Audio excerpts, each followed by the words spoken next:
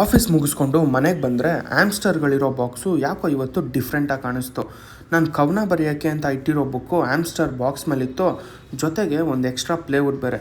So ನಾನು ಏನಾಗಿರ್ಬೋದು ಅಂತ ಬಾಕ್ಸ್ನ ತೆಗೆದು ನೋಡಿದ್ರೆ ಒಳಗಡೆ ಇದ್ದಿದ್ದು ಒಂದೇ ಒಂದು ಆ್ಯಮ್ಸ್ಟರು, ಇನ್ನೊಂದು ಮಿಸ್ಸಿಂಗು. ಓಕೆನಾ, ಬ್ಯಾಕ್ಗ್ರೌಂಡಿಂದ ನಂಗೊಂದು ವಾಯ್ಸ್ ಬಂತು, ಎಷ್ಟು ಗುದ್ರು ಮಾನ ಮರ್ಯಾದೆ ಇಲ್ದಿರ ಮನೆಗೆ ಆ್ಯಮ್ಸ್ಟರ್ಗಳನ್ನ ತಂದಿದ್ಯಾ, ಒಂದು ಕಾಣಿಸ್ತಾ ಇಲ್ಲ, ಫಸ್ಟ್ ಹೋಗಿ ನೋಡು.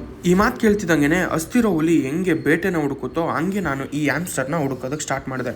ಹುಡುಕ್ತೆ ಎಲ್ಲಿ ಹುಡುಕಿದ್ರು ಸಿಗ್ತಿಲ್ಲ.